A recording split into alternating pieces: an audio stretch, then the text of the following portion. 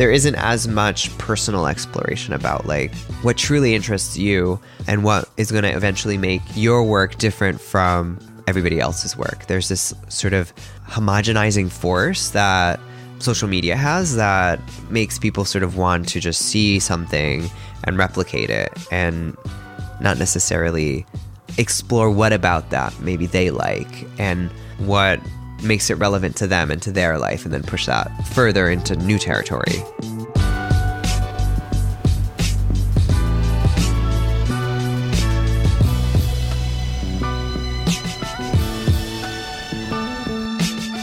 Hey everybody, welcome to Works in Process. This podcast is a series of conversations where I speak to designers, artists, writers, and more to discuss their creative methodologies. I'm your host, designer and educator, George Garastegui.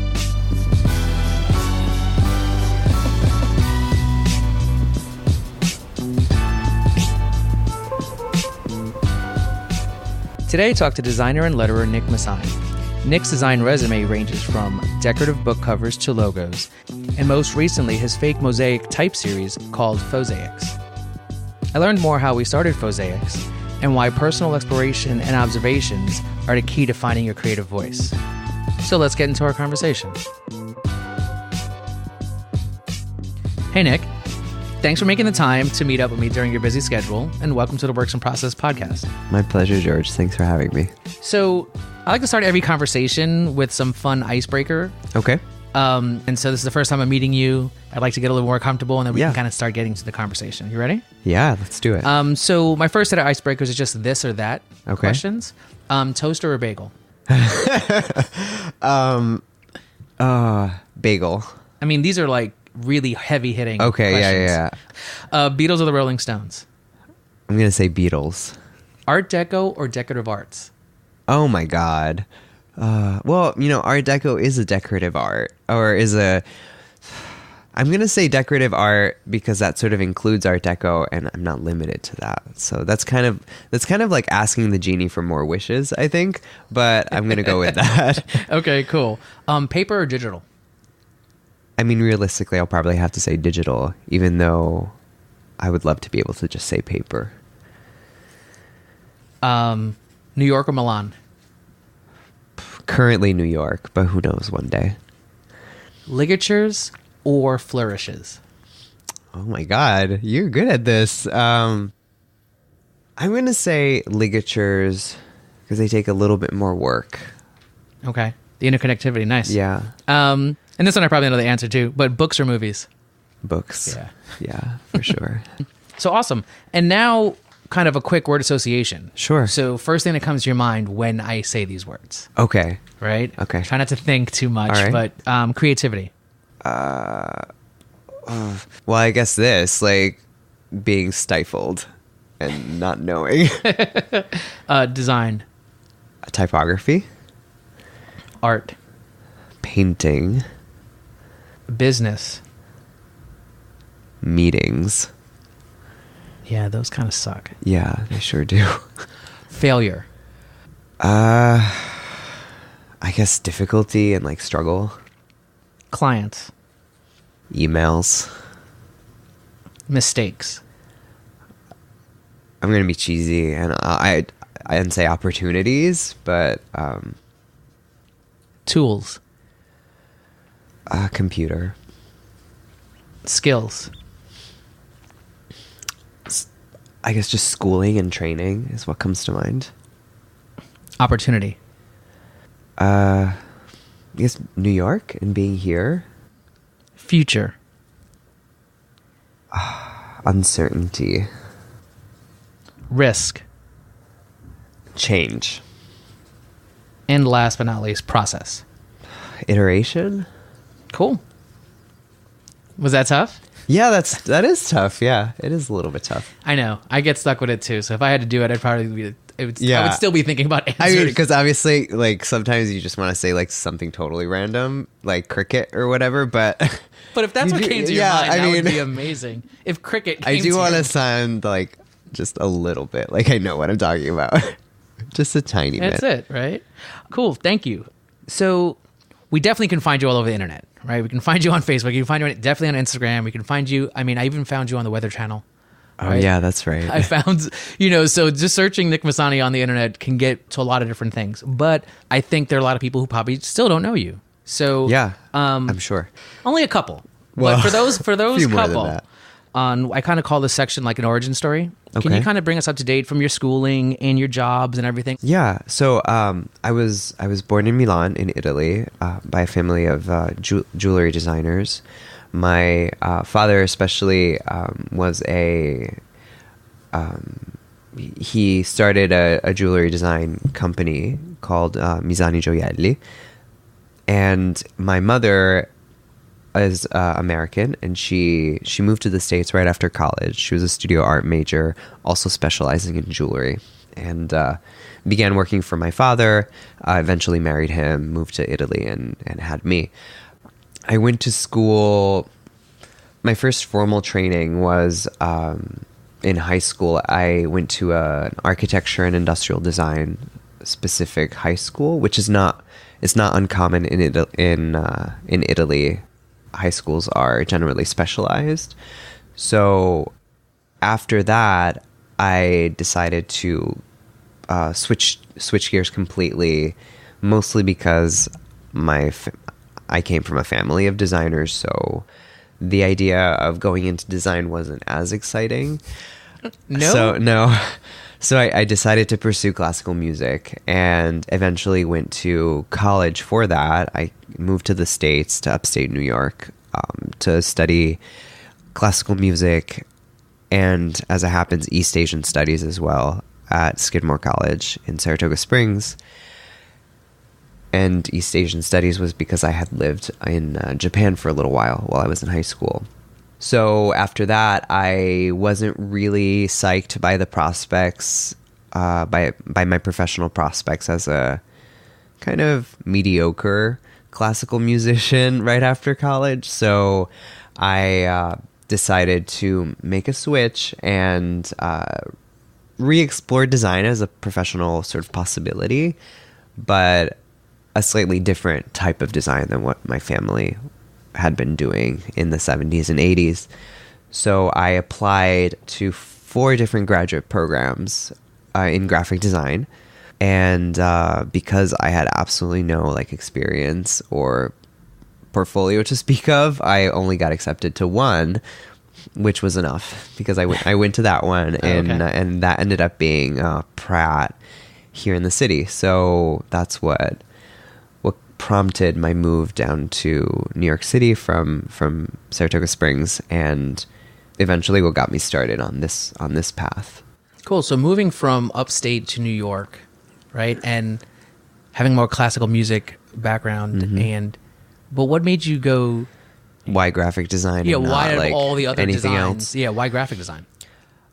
For some reason, I was always doing it by default. Like if there was a family gathering or something, I'd be the one doing the invitation. Or if my mom put my grandfather's dried sage in a jar, she wanted me to do a label for it. It sort of always happened that I was making these designed pieces, not really thinking of it as a career, sort of a career direction, but I was familiar with the software because I had taught myself to use Photoshop from, I guess, since I was in high school, and I was more artistic than my brother, I guess, so it just sort of fell on me to do those things. And when it was time to sort of choose a design path to go into, that just was the first that came to mind. Okay, and I guess you chose right. Well, yeah, I guess so. I hope so.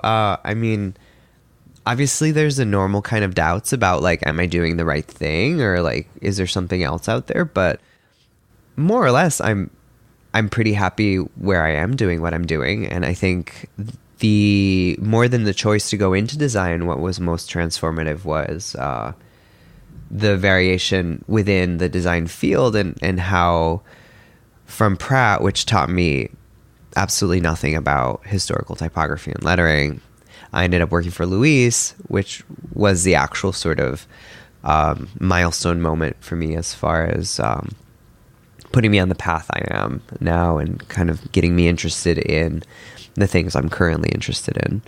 And Luis being Luis Fili. Luis Fili, yeah. Right. Great letterer, great branding. Yeah. But so that's interesting that now you go from classical music to design at Pratt, and then you start to realize that maybe you weren't learning this historical context of letter forms or history. And was Luis your first job coming out of school? No, I interned at Mucca Design for a few months, and right after that I got a job in the art department at Penguin doing book covers under Paul Buckley, for a year and a half. And after that I started working for Luis. Okay, that's a great little ride. Yeah, and they were all very useful in their own sort of in different ways, right? But so I mean, if you're the go-to person in your family to make the labels for the spices and for this and the invitations and things like that, have you always had an affinity for typography? I don't know. I mean, I don't think those sort of projects were ever really evaluated in terms of their typographic strength. I look back on them now and most of them are pretty bad, but I never found typography to be terribly difficult. So once I tried studying design in a more formal setting, before going to graduate school, I took a 5-week basic graphic design class at Skidmore during the summer. So that was my first introduction to formal typography, to actually learning what typography was. And it was pretty natural. It didn't feel difficult or particularly challenging. I mean, I think that at the time I didn't struggle like that much picking it up. So maybe I did have somewhat of a natural sort of affinity to it. Of course, I had a ton to learn, and I still do. So I'm not trying to say that I was great. Oh no, but it becomes a little bit more natural. And I guess trying to ask, maybe in Italy or abroad, because when you came to the States when you were about how old?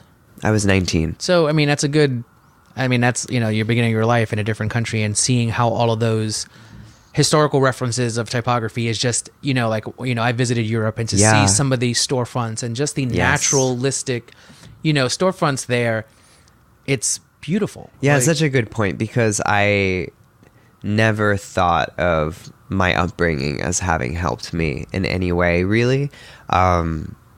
And by upbringing, I mean sort of my geographic upbringing, more than my family or anything like that.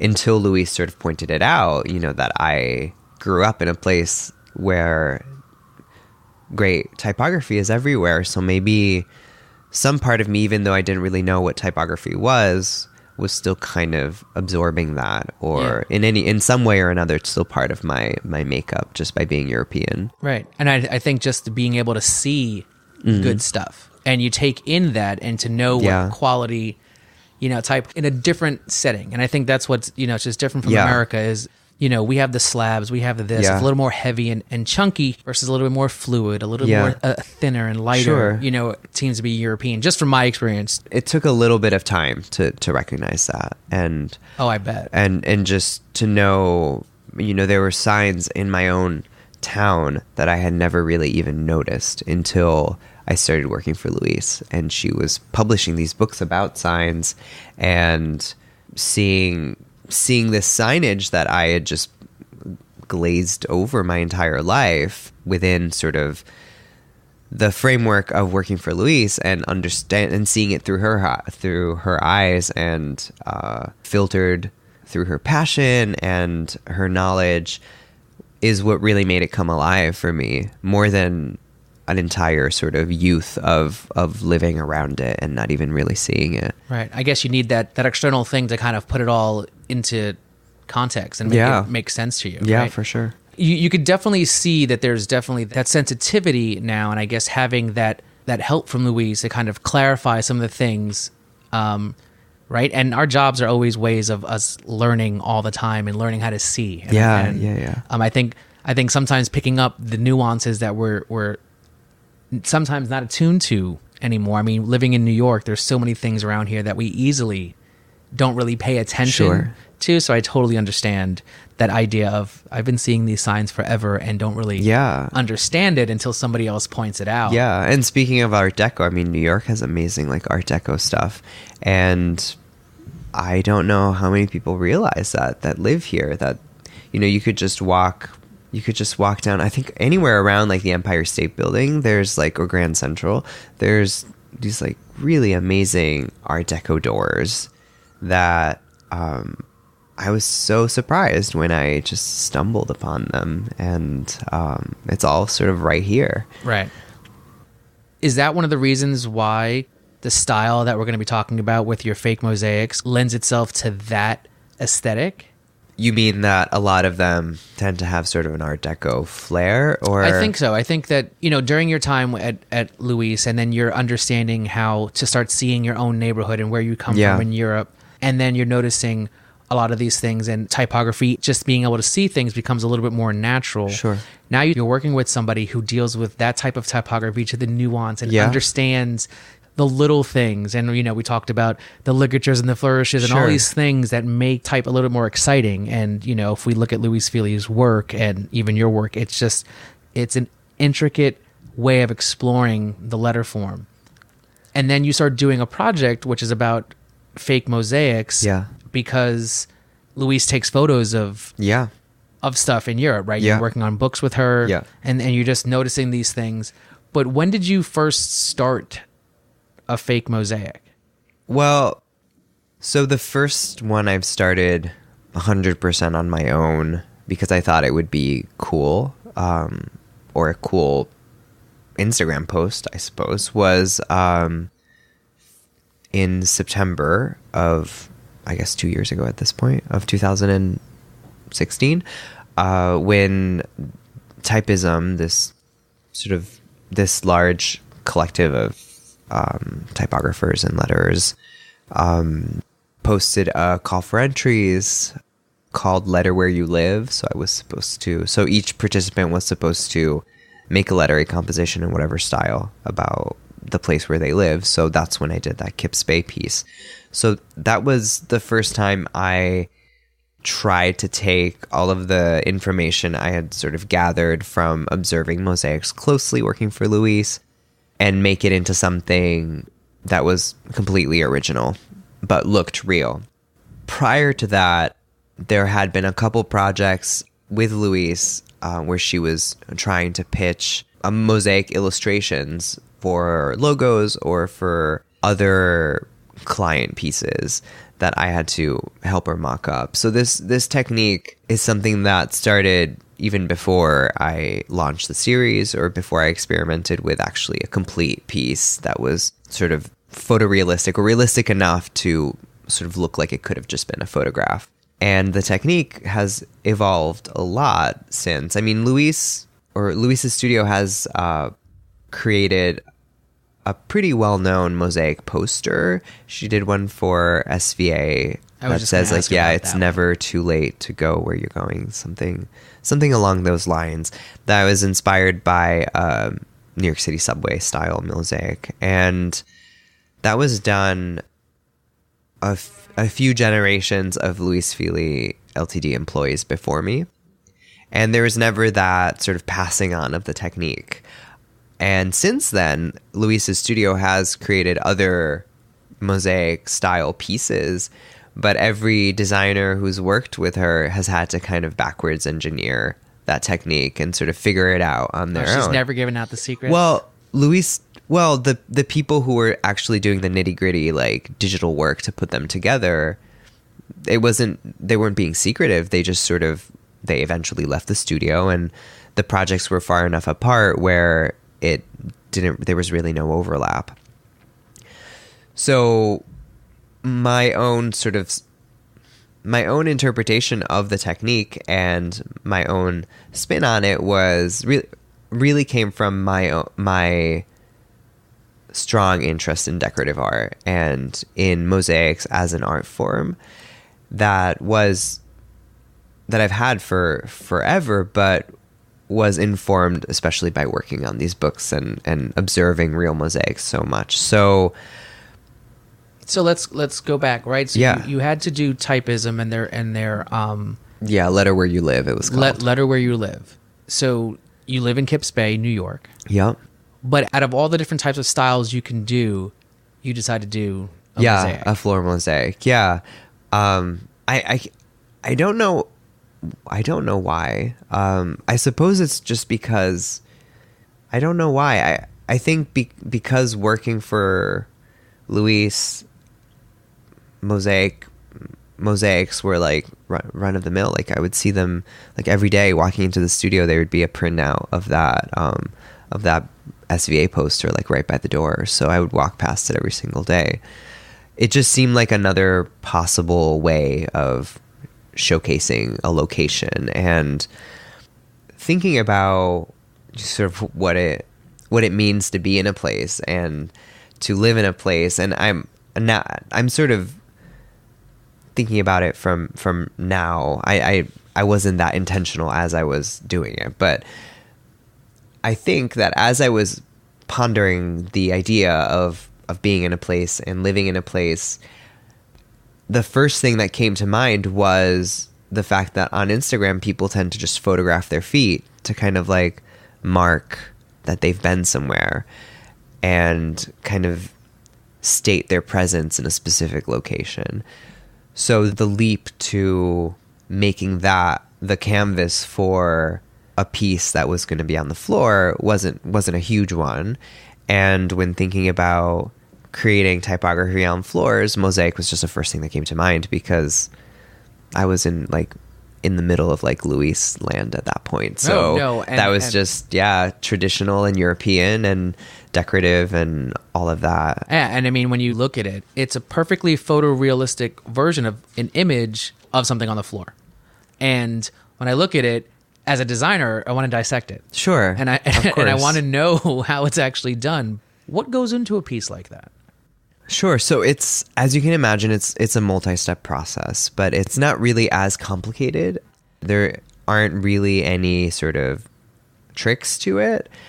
I generally start by just sketching out the words. And what made this series interesting for me from the beginning, even before I even knew it was going to be a series, when it was just that very first piece about Kips Bay, and then the second about LA, I wanted the actual letter forms to be informed by the limitations and the conventions of traditional mosaic technique. So I didn't want to just draw whatever lettering I felt like and then put a whole bunch of squares over it or make it out of squares or tiles or whatever. It was more about the fact that tiles will allow me to go only so thin or will allow me to do only very specific things, and those limitations really interesting to me from the beginning. And also there are all these conventions governing technique as old as mosaics are. There's like a half a dozen traditional tiling patterns that are so old they still use Latin names, and just getting to know those and using those as a jumping off point for the design was really interesting to me. So once I have a lettering composition that feels like it could be done in a mosaic realistically, then I'll move over to Illustrator, where I trace my lettering and create a series of guides that help me as I'm hand drawing the grout. And this phase is purely just to prepare for the next phase, to make my life easier as I move on to the next phase. Cool. So let's just get some clarification. Yeah. Right? So mosaic being an art form that deals with tiles. Yes. Right? So like, where did you learn about all of these little rules to say that, you're doing something digitally, but you're thinking about what the limitations are, exactly, even though it doesn't really apply to you? Of course, yeah. But that's what makes it realistic. It's the fact that I'm following rules that I don't need to be following, but are nearly impossible to bypass if you're doing the real thing. So I learned about them, to sort of answer your questions, just by observing mosaic after mosaic, working for Louise and sort of recreating maybe a piece of a mosaic that was obscured by a scaffolding in a specific photo to prepare it for publication in one of her books. So that kind of... So you redid some of those? Yeah, I had to redo pieces of them maybe, or restore like little tiny areas. You know, sometimes maybe there was a corner of a rug on top of a mosaic and that needed to be removed. Or a particularly large mosaic had to be shot in different frames and maybe with different lighting conditions. So oftentimes it was just easier to redraw the whole thing. That's where that kind of intimate familiarity came from. But even then, I didn't know that, you know, a pattern made of overlapping semicircles is called opus circumactum. I mean, I learned that because I just love decorative art, and I love these like esoteric names and techniques that have been used for so many hundreds of years. At a certain point, I started getting really into interior design. I rediscovered a lot of those things that I had learned by just observing, you know, kind of how it sort of parallels how I learned Japanese when I was living there. You know, I was going to high school I was going to a Japanese high school where nobody spoke English and I spoke no Japanese. So I had to learn by just mimicking, and I would just know how to, I just learned how to say set phrases, and I didn't really understand the grammar behind what I was saying, but I was talking and I was getting myself understood, and I was understanding what people were telling me. It was only in college when I continued my Japanese studies that I learned, well, this thing that I was saying is, you know, the past tense of this other thing that I was saying. And you sort of, I later added this framework of like theory that helped me sort of make sense and expand the knowledge that I had gained just sort of instinctively. And it's sort of what happened with mosaics. I learned about these patterns and these techniques and these materials by just looking.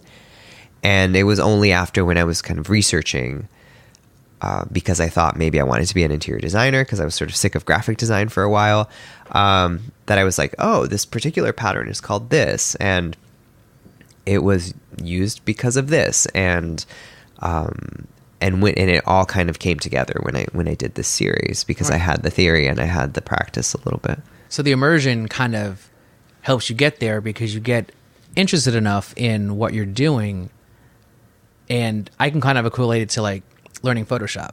Photoshop is one of probably the easiest programs, I think, to learn, because you can kind of just go in it and start messing with buttons. And that's how I did it. Yeah. But when you're just starting out and somebody goes, okay, you need to multiply this and overlay that, and you have no idea what those terms mean, but you've probably, you know, done and messed around with the buttons enough to actually do that. But somebody goes, this is what the thing is called. And you're like, oh, I've been doing it this way. I didn't even actually know what it was called. So now just listening to you, you know, realize the immersion of just, I'm learning. Yeah. And then my interest starts to, you know, put me into this interior design mode where I go, oh, wow, now it's actually called this thing. Yeah. That to me would definitely make me even more interested in something, because now it's like, oh, wait, that thing has a term. Yeah. You're sort of rediscovering it, and you're understanding the theory that governs it. And I think that interest, was really instrumental as I launched the series, because as you can imagine, it's a very, very time intensive process. So it takes, like, if there isn't that drive to explore like a particular pattern that you think is really beautiful, you're not going to like want to spend 12 hours drawing little squares to make that happen, you know? So I've noticed that it's a technique in the months that have passed since I've launched the series, and as I've seen the series kind of grow, and have seen other people experimenting with the technique. It's a technique that people are interested in learning, which is really awesome. And then maybe they'll try it and then they're done. they're like, okay, this was crazy. I'm done. It does. It definitely seems crazy. But getting back to the nitty gritty, you were talking about, after you do your initial sketch, then you go back and you draw out the grout. Yeah. Right. And so the grout for designer, the grout is the negative space. Correct. It's not the positive space. It's not the tile itself. Yeah, you're not talking about the tile. So why are you dealing with the grout? I suppose that's maybe the key of all this. I don't know. I've never really thought about it until now, but I think people assume that I draw little squares when in fact I'm drawing lines and obviously I'm thinking about the squares because when I draw the grout, that becomes my positive, and the tiles are the negative space. So I try to be aware of that negative space, and I definitely am conscious about inserting one or two or three different types of imperfections that I've seen in like actual tiles. So I have this like little like library of imperfections that I sort of rotate. But really, I'm drawing the space between the tiles, which then I color in. I color in the actual tiles, and then those become the positive space that shows up. So first of all, how large dimension-wise is a normal piece? How much? Let's go with the Kips Bay piece, right? Yeah. Let's stick with that. Well, that's sort of like Kips Bay was the very first one, so I hadn't really developed a system just yet. That one was all drawn by hand with tracing paper, and as I did my first like 2, 3, 4, 5 pieces, then the technique got a little bit more streamlined. And so which one would be like the beginning of a streamlined piece? Well, maybe Atlanta was one of the first ones I did. I think it was number 3. Yeah, exactly. It has like a sort of a wave type layout. It's black. I think I used I didn't use hexagonal tiles. I used white white marble hexagonal tiles on top and bottom, but then I used regular square tiles, and it's just black and white. And that was a particularly time-intensive one because it uses this background filling pattern called Opus Musivum, which I'm going to look all these up. I'm going to have to ask you to spell them out for me. So there's no way I'm going to write this and get it right. Yeah, it uses this particular pattern that takes the outline of your central element, in this case the word Atlanta, and just repeats it over and over again. And almost as if you drop the word into a pond and it ripples out. Yeah. So because curved lines take way longer to draw in mosaics than straight lines, with that one I started standardizing the resolution and the size. And I work at 4 inches by 5 inches at 900 DPI.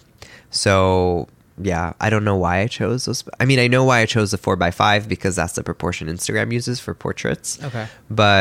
And I suppose I wanted 900 DPI in case I chose to scale them up. Right. So if you do 300 off of that, which is 3 times larger, so you can get a 12 by 15. Yeah. That'd be a nice size. Nice size print. Yeah. And, I push it a little bit farther for like my larger size prints because there's so much detail that I don't notice any like breaking up in the sort of larger prints. All right. So you've systemized where it's 4x5, 900 DPI. Yeah. And so these little techniques about, these imperfections and these things, these are something that you go back to now, right? This is kind of like your arsenal of... Sure.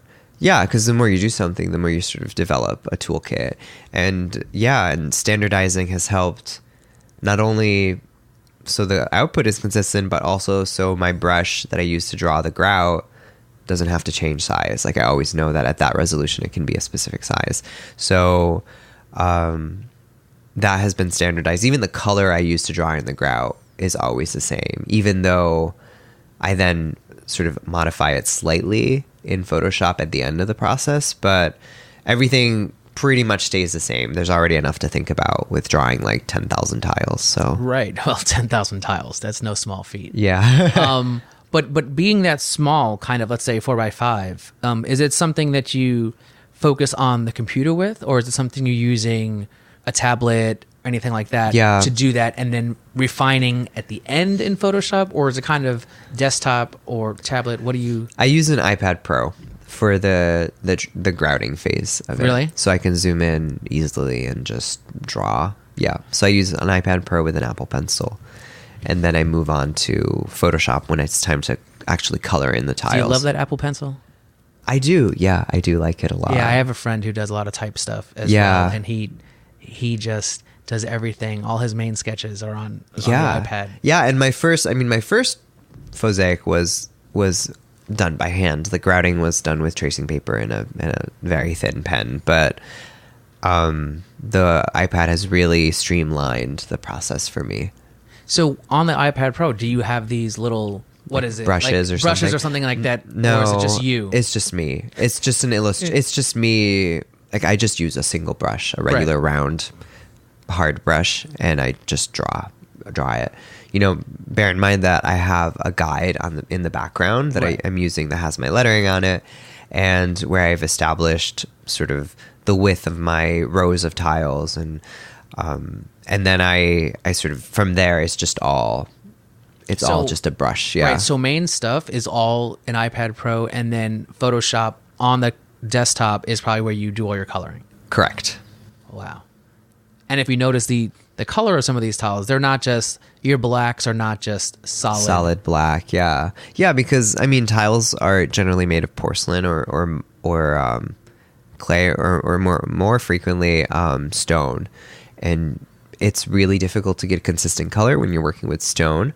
And also, if you're laying down tiles, chances are the angles are slightly different, so they all catch the light in a different way. So that hence this variation within the tiles. And as I mentioned to you earlier, it's really interesting to me to see how people sort of backwards engineer the technique. And it, like, some people have actually used techniques trying to recreate my technique that are much more clever than what I was doing, and that I've then incorporated into my technique. Okay. Just because it was a better way of doing it that I hadn't thought about. But one person found out a way to use an Illustrator script to fill in the tiles and sort of randomize the shades of colors so that they don't each have to be colored in individually, which is what I do. Right. And that is so clever, and it, I'm sure, saves a ton of time, but it was something I chose not to do in the end because I sort of like the fact that I have to lay down the tiles individually. There's kind of this, it kind of mirrors what it would look like if you were making a real mosaic. You sort of have to put the tile down one at a time, and I have to choose the variations of color as I go. And because I'm not a machine, sometimes one area of the piece has more of like black number 1, and so it's a little bit splotchier overall. And I think that's fine because it looks more handmade and it looks more realistic. So you're okay with that? Oh, totally. Yeah. So in fact, so much so that I sacrifice however many hours extra it takes me to do it by hand versus using a script. Right, to get that unevenness. So even after you found out about this script, you're that's like, one thing I decided not to do. Yeah.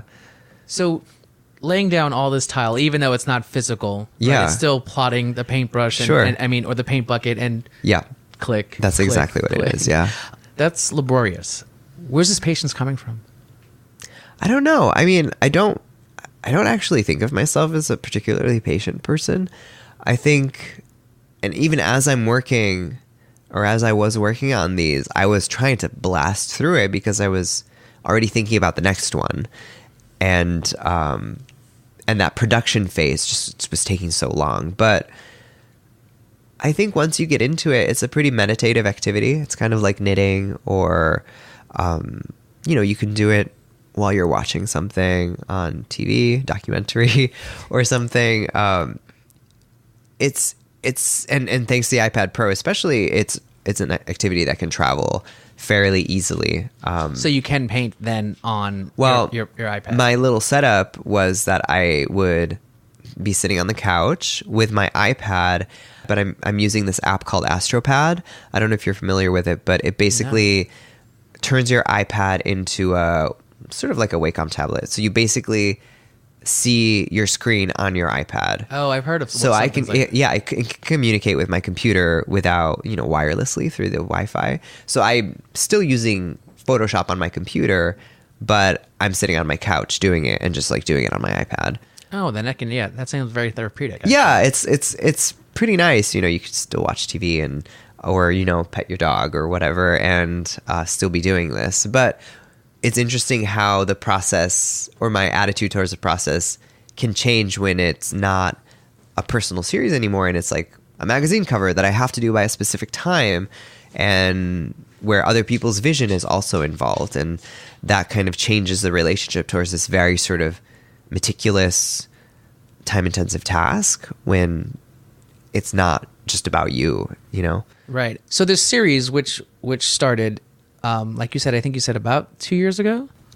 Well, Kips Bay was in September of 2016, but the series itself didn't start until, I think, between February and like April of 2017.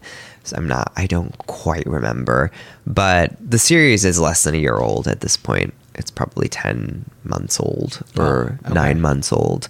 It has moved pretty quickly though. Yeah, it has. Doing research, about you to understand what this project is, definitely seeing your face pop up a lot more and doing all this. And even today, I think I saw your Facebook post and it was your print magazine's Artist of the Week, Designer of the Week. That's awesome. Thank you. Only online because there's no more print magazine. Right. Yeah, exactly. Not in print anymore. Yeah, it's here. But now you're starting to do these things. It's no longer just a side project. You're no longer just doing it for Instagram. Yeah. And now people pick it up. Now people are starting to be like, look how cool this thing Nick is doing. And you start getting, obviously, some client work. Sure. Right? I think I've seen something for the Village Voice. Yeah. What other things have you done recently? I did a feature opener for Airbnb magazine. I did this magazine cover for Modern Reformation. I did 2 other magazine covers for 2 university publications, one for Brigham Young University and the other one for Wake Forest University. And it's interesting because most people associate travel with this series because I made it about travel, but also because the shoe photographing phenomenon is about sort of being in a place and going to a place. But for example, the Modern Reformation magazine took the mosaic look in a completely different way. They saw religion and tradition, so they wanted me to they were doing a feature on Russian Orthodoxy, which has a long tradition of mosaic art.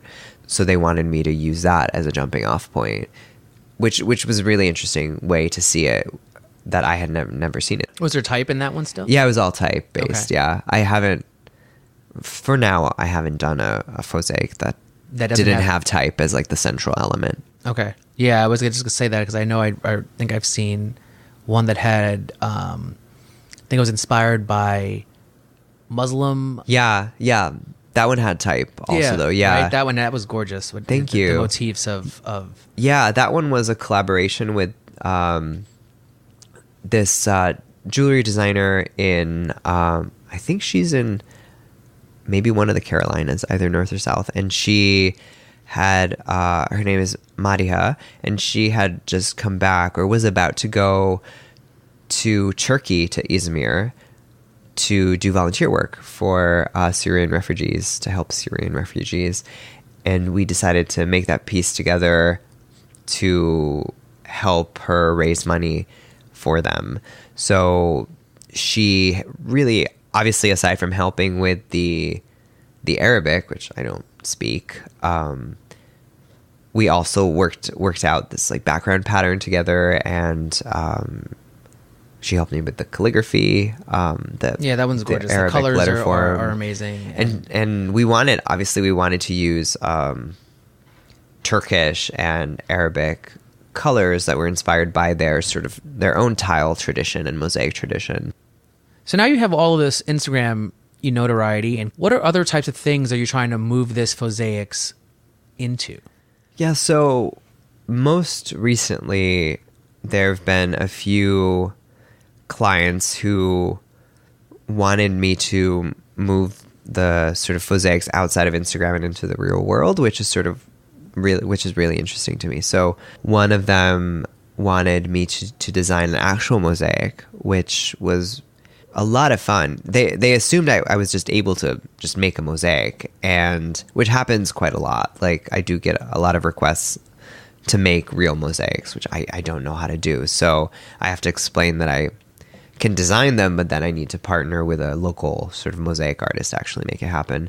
And most people just are satisfied with that explanation and they just go away, and which is too bad, because I think it would be great to do more real mosaics. But one client in particular was not scared by that prospect, and they were like, sure, find someone and let's make it happen. So fortunately, the location they needed a mosaic in was in New York City, which has a lot of everything. So I was able to find this sort of old Lithuanian couple that has a mosaic studio in Midtown, and they've been there since like forever, it seems. And they worked with my design, and they made a real mosaic. So that's installed in this French clothing boutique. Oh, really? In Soho, yeah, on Elizabeth Street, actually. Oh, I have to go check that out. Yeah, it's a lot of fun. It was a lot of fun to create. So that's one sort of one way that they've kind of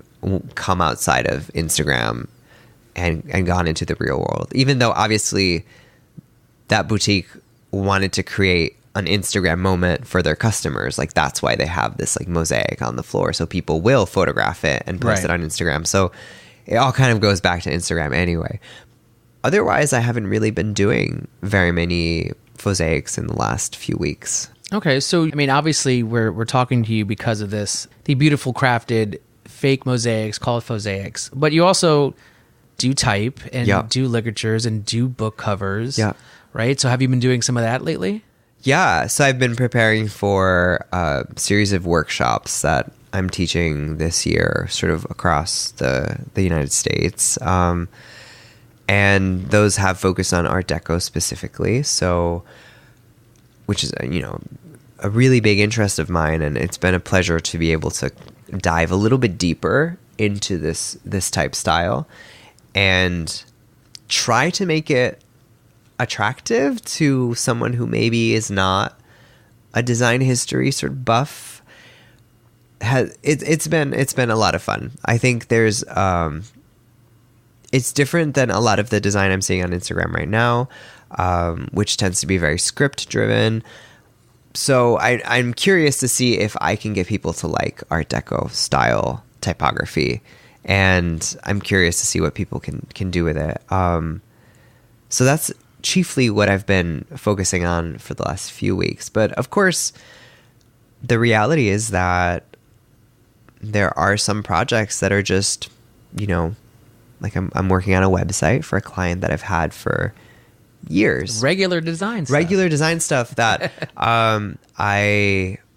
this client has been with me for a long, long time, and I don't want to abandon them just because, it's not the type of work I'm like obsessed about at this particular time. They've been good to me, and I sort of cherish that relationship. So I do want to make time for those clients, and it's good to sometimes sort of hide yourself and not have it be like, this is a thing I'm doing and it looks like something I do. This is in this other case, it's a website that isn't supposed to look like Nick Misani did it or whatever. It's just supposed to look like a website that's appropriate for them and that looks good for them. So an Art Deco website that you need to make sure it looks like this. Yeah, no, it's not Art Deco. It's just like, it's just a regular modern design website.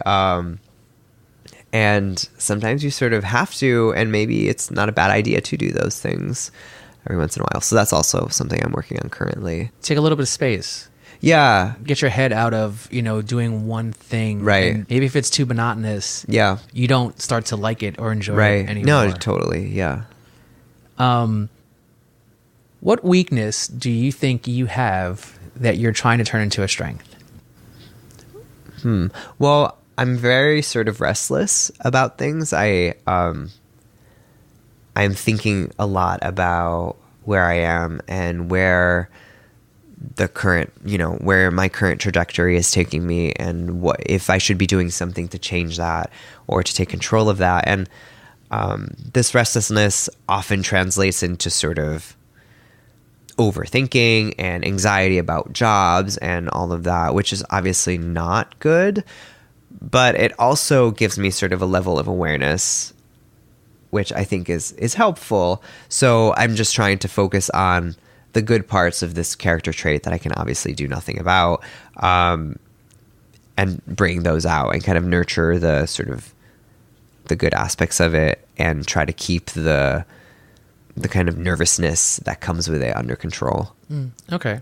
I know, but I think sometimes nervousness is like, it's kind of good. Yeah, it's sure. It's a good little fire that keeps you trying to keep on doing what you're doing. Also, meticulousness is, I know that like it's sort of a cliche, like, I'm obsessive with detail and blah, blah, blah, but I think it can sort of this focusing too much on the small things can really get in the way. So I'm not a very like big picture type of person with my design. I'm much more sort of craft driven and detail oriented, which I think in many ways is possibly a flaw, but can also translate into doing work that is about the detail, or a celebration of detail and a celebration of sort of intricacy and laboriousness, which is sort of what Fauxsacis turned out to be. Right. I think it needs that level of intricacy to even work. Yeah. Yeah, because otherwise it would always look fake. The reason why people are most likely attracted to it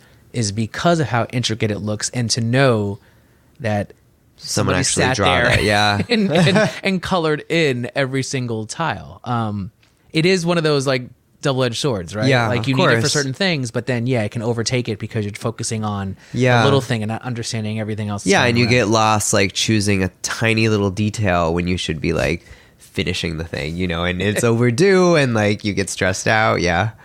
You're your worst enemy. Yeah. All the time. Oh, I hate being late with anything. I hate it. That's good. I tell my students that all the time. Yeah. They're like, what do you mean? It's only 5 minutes late. I'm like, nope. Yeah, it stresses me out. Good. What advice would you tell a younger you?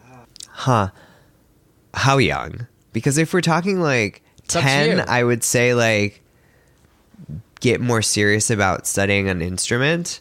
So like I'd be good by now, or like be better at French class, like actually pay attention. Learn Japanese before you go to Japan. Any of those things. But if we're talking specifically design related, I don't know. I guess I would probably reassure myself that things tend to work out, and that we are a pretty adaptable, resilient species. So, I went into design thinking I'd be designing business cards and websites my entire career, and I was totally fine with that. And it is a totally fine way to create graphic design. But then I discovered this other thing, and now I'm totally fine doing this very specific, historically inspired lettering for now anyway. And I guess I would sort of tell myself not to worry too much about whether or not this is going to turn out to be like, this is the right decision for my career. Like things tend to kind of like fall into place, and we tend to sort of naturally follow where our passion takes us. Now, conversely, let's think about some junior designers coming up, and what knowledge would you impart onto them? I would tell them to sort of keep your head down and work really hard, practice really hard. I think starting my adult life studying classical music has taught me a lot about the importance of practice and the importance of just sitting in a room by yourself several hours a day, practicing the same passage over and over again, because that's just how music is learned. Like you just have to get into your muscle memory. But for some reason, practicing design, or like being a practicing designer, doesn't usually translate into like that type of attitude towards learning. And I think something that has helped me a lot was just this idea that I'm going to have to work really hard for a really long time before I'm any good. Before I'm even mediocre, I'm going to have to work a ton. And as important as confidence is, I think that being sort of overconfident can do more harm than good if you think that everything is sort of going to be easy for you and that you deserve everything right off the bat. I think people get into a lot of sort of trouble and their kind of growth gets maybe stifled a little bit if they're not open to just toiling away in the dark for quite some time, you know.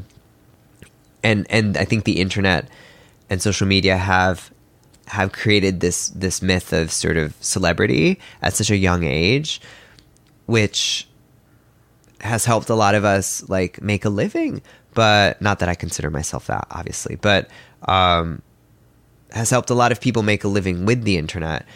But then you think of people like Louise, who it's taken her a career to get to who she is, but her work, the work that she's amassed over the course of her life, and her skill and her teachings and her legacy is going to outlive Instagram probably, and outlive her, and it sort of creates something that's more sort of physical and rooted in the real world. It's not sort of in this like amorphous digital space. Right.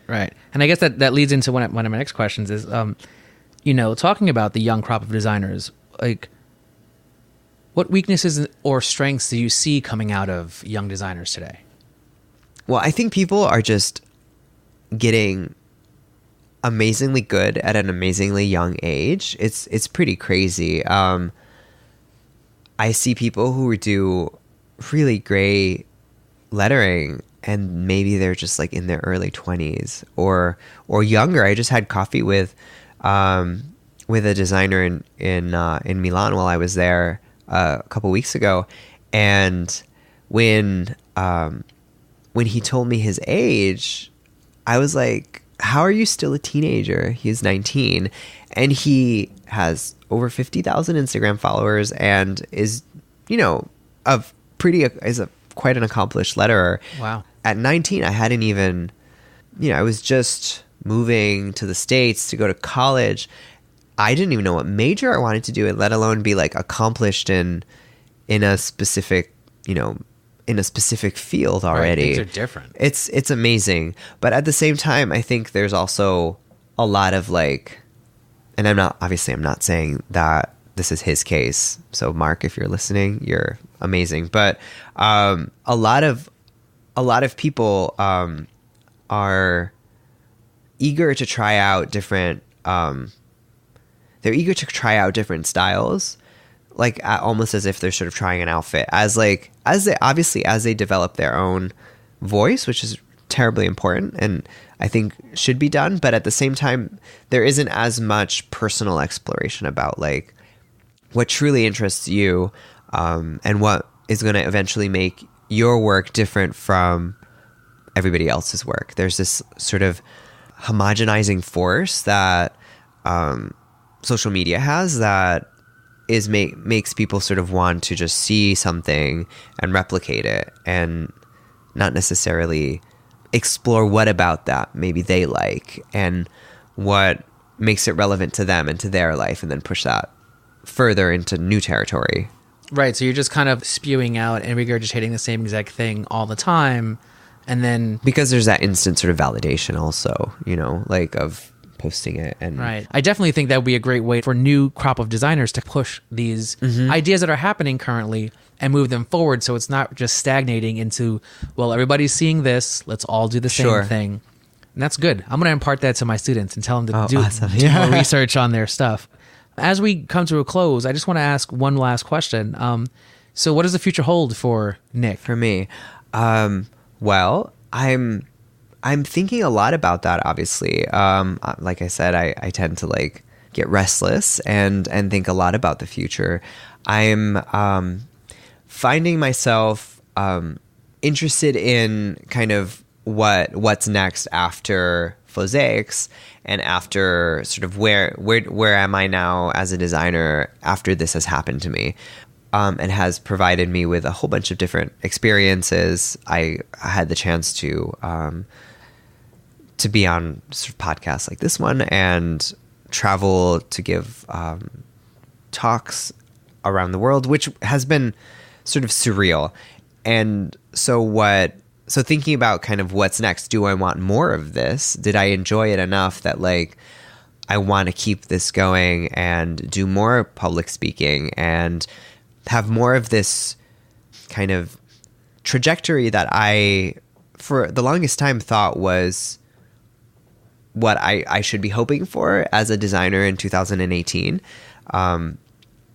Or do I want to sort of do something else? And I'm leaning towards taking sort of the more introspective route and going back to the things that excited me about Fauxsacis, not necessarily the fact that they're mosaics, but the fact that they're based on old kind of laborious processes and they're within the field of decorative arts, and kind of going back to those core interests and creating something new or reevaluating what I'm interested in to sort of continue to create work that still feels like it's true to my own passions. A little more introspective. Yeah, for sure. And I think I'm not a natural public speaker, so I don't really want to do a ton more of like large sort of conference speaking. That's very difficult for me. It makes me nervous, and makes everybody nervous. Yeah. I mean, it doesn't make only you nervous. It's true.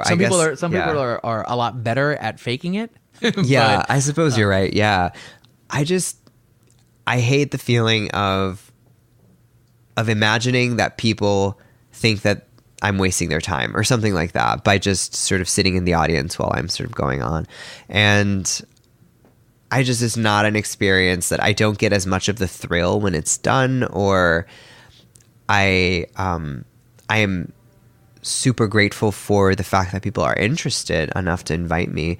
But as an activity, I much sort of prefer just sort of staying in and like exploring some sort of artistic, I guess, or design thing that is sort of more interesting to me, like doing the right. work more than like, we're makers. Designers are still makers. Sometimes we just like to actually just put our heads down. Yeah, and get exactly. Yeah, and just sort of put some music on and just make some tea and just like make stuff. Yeah, cool. Second to last. That was okay. That wasn't the last fake. question. Okay. Only because where do you want to travel next?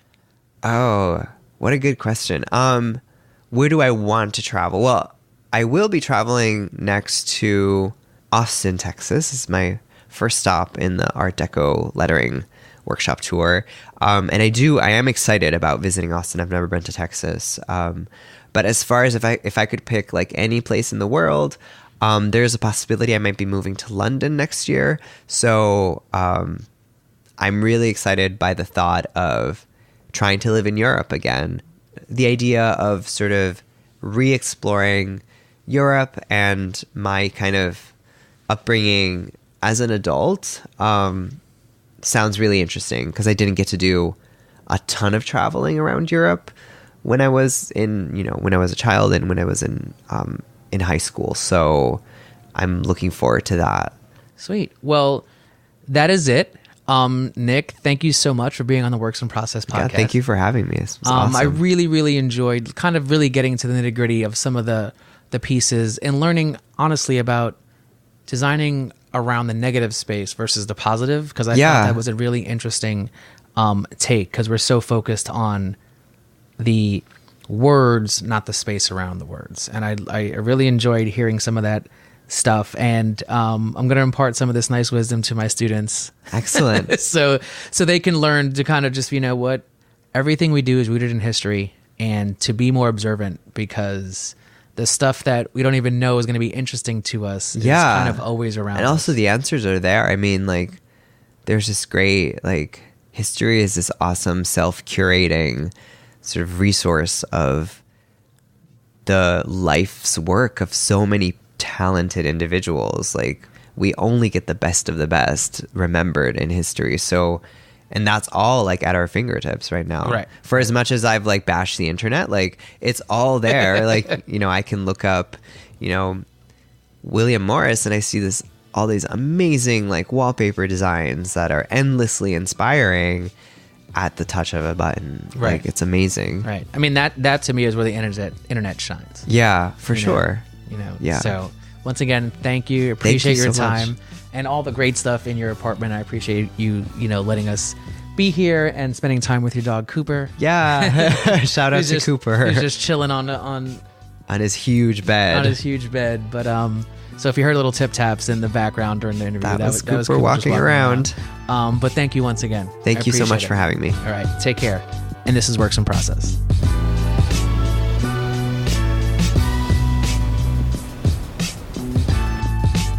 Thanks for listening.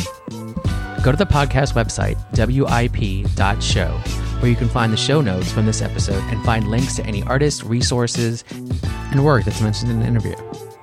Also, if you haven't done so, please subscribe to my Works in Process podcast on Apple Podcasts or any other place you get your podcasts. You also can connect with me on Twitter or Facebook via works_in_process. That's works with an S _in process, one word. And you can find behind-the-scene pics on Instagram by searching the hashtag works_in process. Thanks again, and until next time, follow your gut and trust in the process.